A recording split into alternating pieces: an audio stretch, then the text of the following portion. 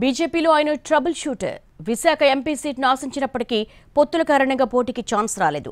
దీంతో ఆయన first reaction ఎలా ఉంటుంది అన్న ఉత్కంఠ కనిపించింది.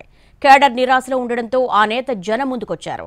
సీటు రాకపోయినా విశాఖ పురోగతిలో తన పాత్ర కొనసాగుతుందని స్పష్టం చేశారు. జీవీఎల్ ఫర్ వైజాగ్. ఉత్తరాంధ్ర రాజకీయాల్లో ఇదో బ్రాండ్. నాయకుడంటే హంగు, ఆర్భాటం, అధికారం, పదవులు మాత్రమే కాదని చాటి చెప్పిన నినాదం. విశాఖ ప్రజలకు అత్యంత సుపరిచితమైన ఈ స్లోగన్కు నిలువెత్తు రూపం జీవీఎల్ నరసింహారావు. ఉత్తరప్రదేశ్ నుంచి రాజ్యసభకు ప్రాతినిధ్యం వహిస్తున్న జీవీఎల్ నరసింహారావు వచ్చే ఎన్నికల్లో పోటీపై చాలా ఆశలు పెట్టుకున్నారు. ఢిల్లీ పెద్దల హామీతో విశాఖ పార్లమెంటు నియోజకవర్గాన్ని ఎంపిక చేసుకుని 3 ఏళ్లుగా విస్తృతంగా కార్యకలాపాలు నిర్వహించారు. రాజకీయాలంటే ఓట్లు, ఎన్నికలు మాత్రమే కాదని, అది ప్రజలకు నేతలు ఇచ్చే కమిట్మెంట్ అని బలంగా నమ్ముతారు జీవీఎల్.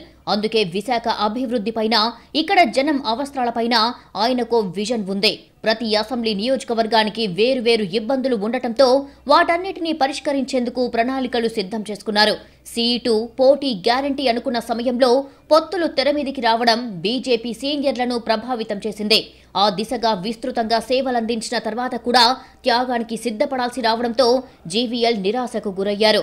వచ్చే ఎన్నికల్లో విశాఖ ఎంపీ సీటులో కూటమి అభ్యర్థిగా శ్రీభరత్ పోటీ చేస్తున్నారు.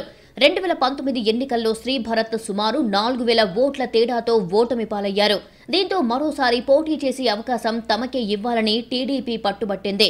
ఒకవేళ విశాఖ కాకపోతే రాజమండ్రి, విజయనగరం వంటి చోట్ల జీవీఎల్ పేరు పరిశీలించవచ్చనే ప్రచారం జరిగింది. అయితే అంతర్గత సమీకరణాల కారణంగా జీవీఎల్ తాను పోటీ చేయాలని భావించిన విశాఖ ఎంపీ సీటు దక్కలేదు.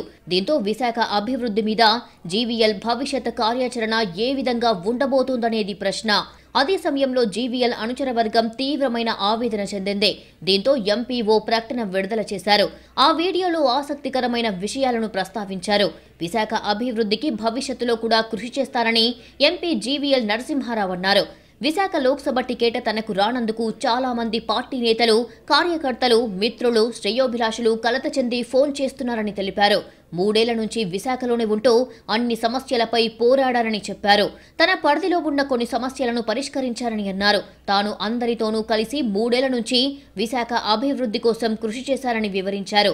తాను చేసిన సేవ నిస్వార్థమైనదని, ఇది వృధా అయిందని ఎవరైనా అనుకుంటే పొరపాటేనని అన్నారు జీవీఎల్.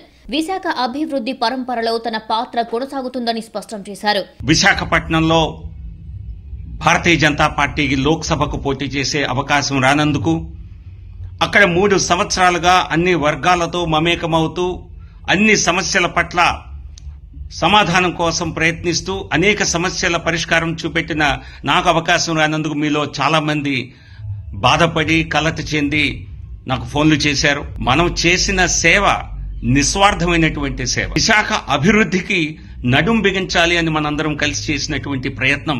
కానీ అదేదో వృధా అయిపోయిందని మీరు ఎవరైనా తలస్తే అది చాలా పొరపాటు. మన కమిట్మెంట్ అన్నది, జీవీఎల్ ఫర్ వైజాగ్ అన్నది, అది నిరంతర ప్రక్రియ. రాబోయే ఎన్నికలను దృష్టిలో పెట్టుకుని తాను సేవ చేయలేదన్నారు. జీవీఎల్ ఫర్ వైజాగ్ అనేది నిరంతర ప్రక్రియ అని, ఇది కొనసాగుతూనే ఉంటుందని తెలిపారు. త్వరలోనే విశాఖకు వస్తారని, తన అనుచరులతో కలిసి భవిష్యత్ కార్యాచరణపై చర్చిస్తారని వెల్లడించారు.